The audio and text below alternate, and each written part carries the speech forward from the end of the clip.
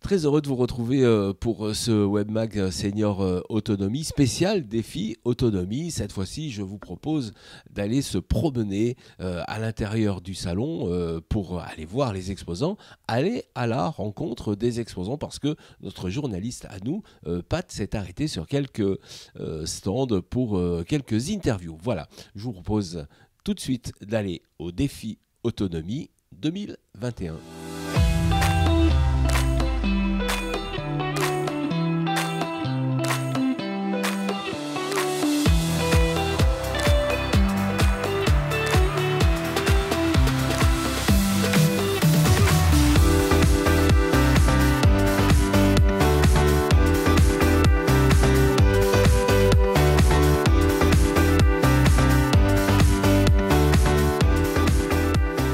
Lucille, bonjour, on est sur le stand de la CARSAT et là on mêle pratique du sport et alimentation saine. Oui, tout à fait. Vous êtes sur le stand de la CARSAT Rhône-Alpes, donc son cœur de métier c'est la retraite, mais c'est aussi la prévention.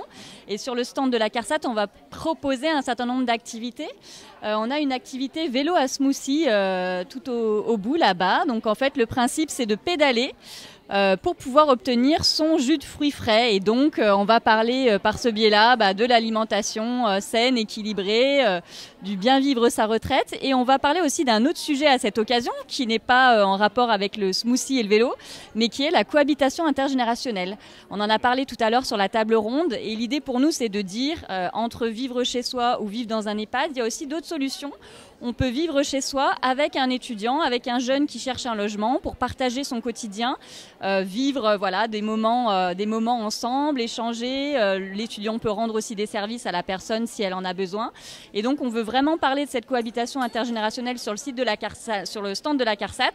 Donc on appelle les personnes à venir nous voir. On va pouvoir leur présenter le dispositif, comment ça se passe. On signe un contrat pour pouvoir vivre à domicile de manière partagée et encadrée avec chacun ses devoirs, ses responsabilités, le respect de l'autre. Et ça se passe super bien. Il y a à peu près 200 binômes sur la région qui sont constitués d'un jeune et d'une personne âgée à domicile et qui partagent comme ça leur logement. Donc on va venir vous parler de ça sur notre stand de la CARSAT. Et peut-être un dernier sujet dont on parle ici, c'est le sujet de la communauté des seniors. On a plus de 350 personnes qui sont membres d'une communauté des seniors au sein de la CARSAT. C'est un forum en ligne sur lequel les personnes peuvent échanger sur différents sujets d'actualité. Il va y avoir un certain nombre de rencontres organisées en 2022 entre les membres de cette communauté qui vont pouvoir tester des solutions innovantes, qui vont pouvoir partager des idées. Et donc on appelle aussi les retraités à venir dans cette communauté parce qu'on a besoin d'eux. On l'a dit tout à l'heure sur le colloque Défi Autonomie. On ne fait rien pour les personnes sans les personnes. C'est Michel Delaunay qui le dit aussi. Et donc on a besoin de les entendre, nous dire ce qu'ils ont besoin, ce qu'ils ont envie, ce qui leur plaît, ce qui ne leur plaît pas, pour pouvoir nous adapter nos offres de services qu'on leur propose en tant que caisse de retraite. Donc beaucoup de choses sur ce stand. Voilà, on va vous présenter tout ça en détail. Venez nous voir, on aura plaisir à vous recevoir.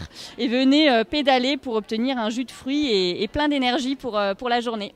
Merci beaucoup Lucille, on aurait pu parler de beaucoup d'autres sujets, mais là c'est pour notre magazine, on doit être un petit peu concis. On aurait pu parler des services numériques, de ce que vous faites en matière de logement, de repas, moments de vie comme vous le dites aussi.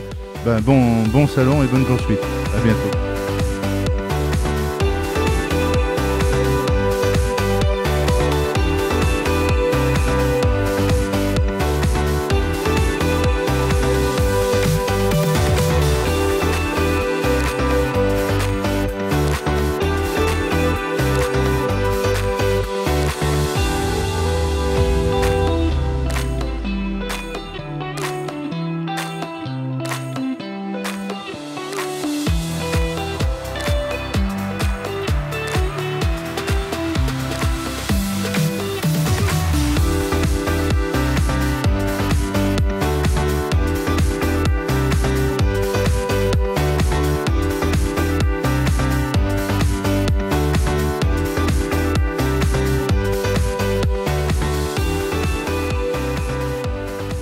Magali, bonjour. Je veux dire de l'infirmerie à la photographie et à l'exposition et à la présence sur ce salon. Il n'y a eu qu'un pas que vous avez rapidement franchi. Présentez-nous un petit peu cette exposition qui a été réalisée dans un département voisin. Absolument, des tirages photos qui ont été réalisés en Drôme-Ardèche dans le cadre d'un projet avec Aesio Santé afin de mettre en valeur le travail vers les personnes âgées et le bien vivre dans les structures de personnes dépendantes. Est-ce que c'était dans le contexte de la crise sanitaire qu'on a vécue et qu'on vit encore un peu? Juste à la sortie de la crise, afin de relater en fait tout ce qui a été l'expérience en fait de cette crise.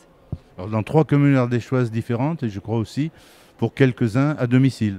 Absolument, on a voulu vraiment reconstruire tout le parcours d'une personne âgée, que ce soit en structure comme à domicile. On pouvait aussi bien accueillir les gens et prendre soin des gens de manière convenable. Alors, vous avez souhaité mêler couleur et aussi le noir et blanc. Qu'est-ce qui permet, parce que moi je suis un néophyte,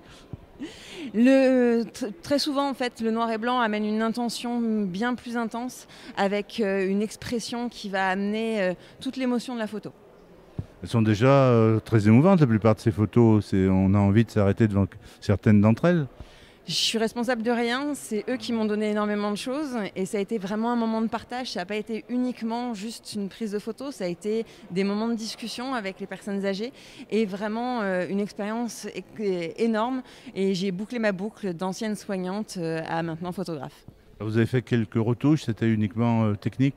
C'était juste technique et après j'ai vécu l'instant. Est-ce que ces photos ont déjà été exposées précisément dans les résidences dans lesquelles vous les avez réalisées en partie? Pas encore, c'est vraiment la toute première expo, la première mise en lumière et après on espère elle tournera dans les différents EHPAD de Drôme-Ardèche pour l'instant. Est-ce que ça a incité d'autres mutuelles Aesio dans d'autres départements de faire appel à vos services puisque ça a plutôt plu aux résidents? Pour le moment, il n'y a pas de petits qui se sont faits, j'espère que oui. J'espère qu'on va être très écouté et bien vu dans le prochain magazine de Senior Autonomie et que ça donnera des idées. Avec grand plaisir. Merci beaucoup Magali et bon salon.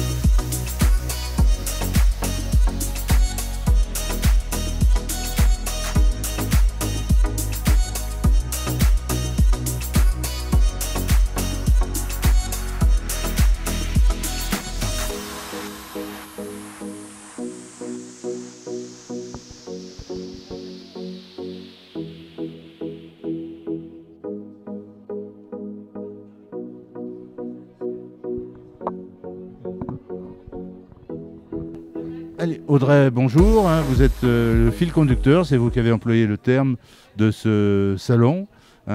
Alors, c'est sous la forme d'une fresque à réaliser et ça part d'une expérience vécue que vous faites dans des établissements. Oui, tout à fait. C'est pour rappeler le projet partage que je mène dans les EHPAD avec les résidents où je fais de la remédiation cognitive avec eux et en même temps, je crée des fresques murales sur les murs des établissements.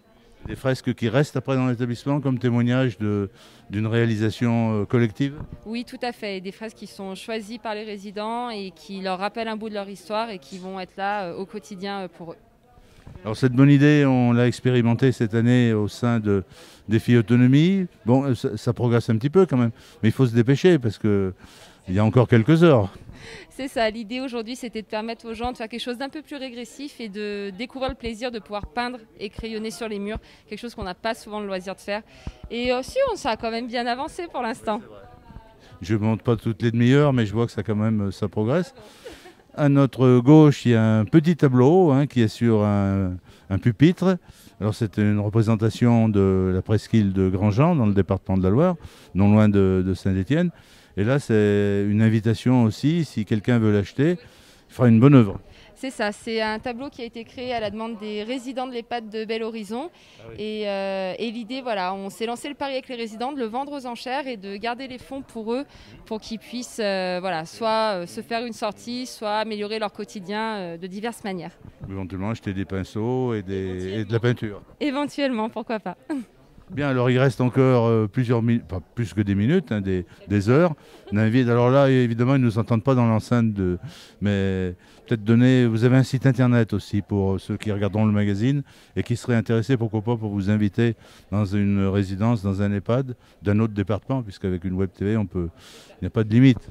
Tout à fait, oui, sur mon site sur www.colibri-brie.fr. En effet, où il y a tout mon travail et aussi sur les réseaux sociaux où je partage ce que je fais au quotidien avec les résidents. Merci beaucoup à Audrey de nous avoir servi de fil conducteur avec l'accord d'Alain Poulet.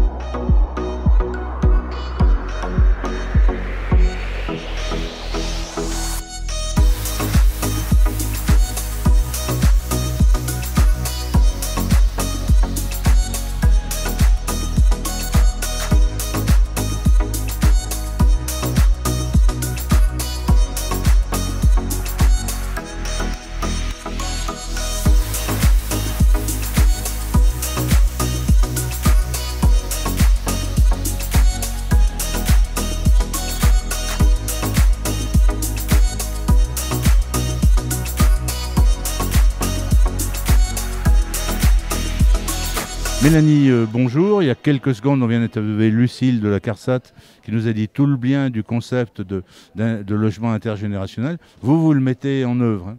Exactement. Nous, on est un site internet qui va prôner le concept de cohabitation intergénérationnelle dans le digital pleinement. Avec un public essentiellement étudiant, et pourquoi? Alors essentiellement étudiants, donc de moins de 30 ans, parce qu'on veut répondre à la problématique de logement qui manque pour ces jeunes gens qui sont déjà en galère quand ils sont étudiants. Donc on a dit, tiens, c'est eux qu'on va cibler en priorité.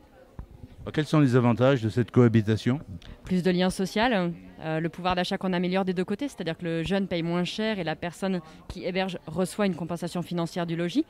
Et puis on reconnecte les générations, on redonne du sens un petit peu là où pendant des années on a souhaité et on a fait en sorte que des maisons de retraite et des établissements d'enseignement soient aux opposés des villes.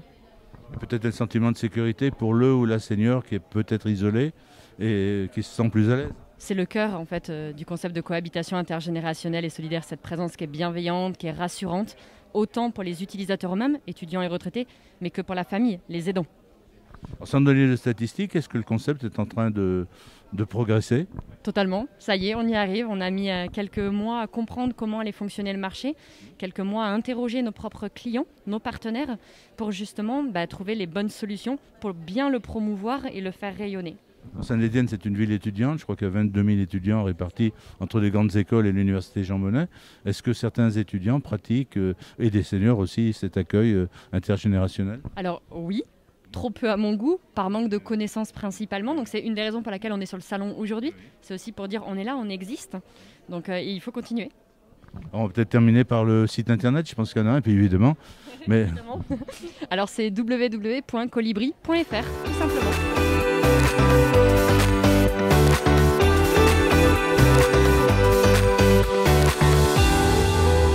Alors pour la deuxième année non pas consécutive, puisqu'on a eu la parenthèse de la crise sanitaire, la médiation est présente et commence à se faire connaître au sein de l'événement Défi Autonomie.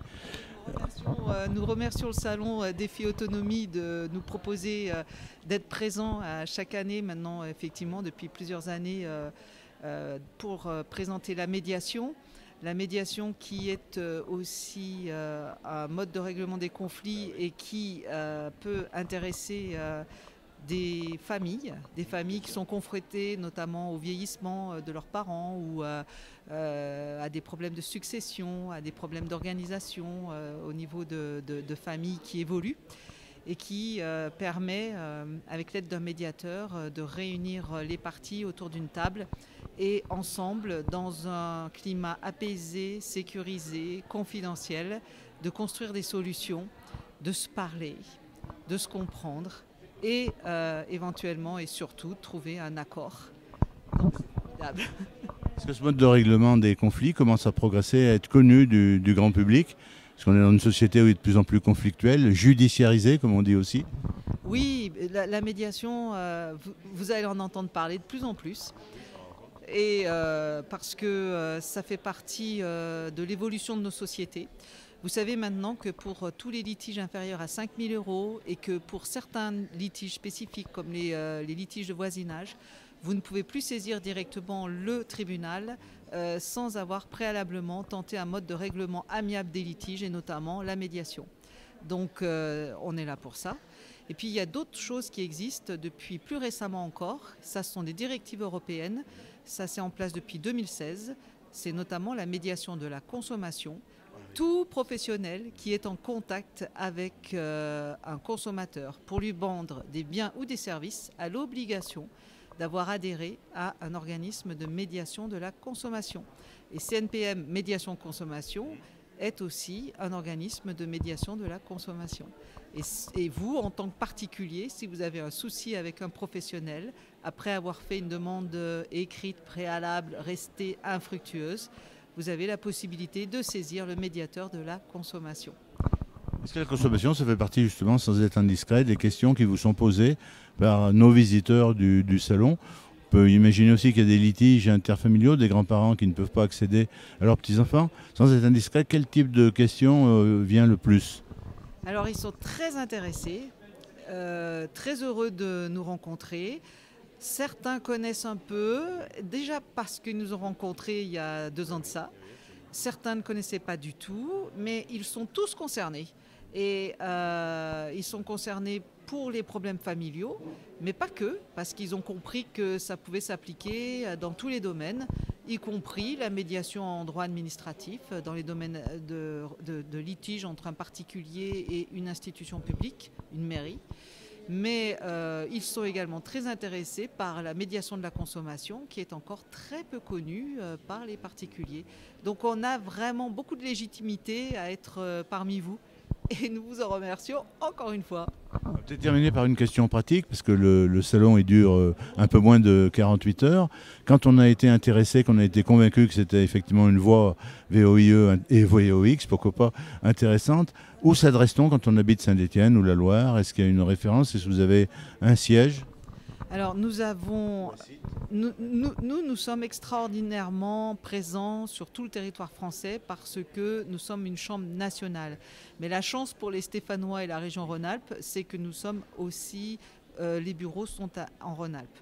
Dans tous les cas, eh bien, vous avez la possibilité de nous téléphoner au 09 83 24 74 88. Mais surtout, vous pouvez aussi consulter notre site cnpm-médiation.org qui vous renverra sur plein d'informations, y compris sur la médiation de la consommation. Merci beaucoup. Voilà, merci Pat pour toutes ces interviews. Vous pouvez évidemment partager, liker cette émission et je vous rappelle que ce webmag est destiné aussi à vous. Si vous avez des messages à faire passer, des services à proposer, on est à votre écoute. Voilà, bye bye, à la prochaine fois.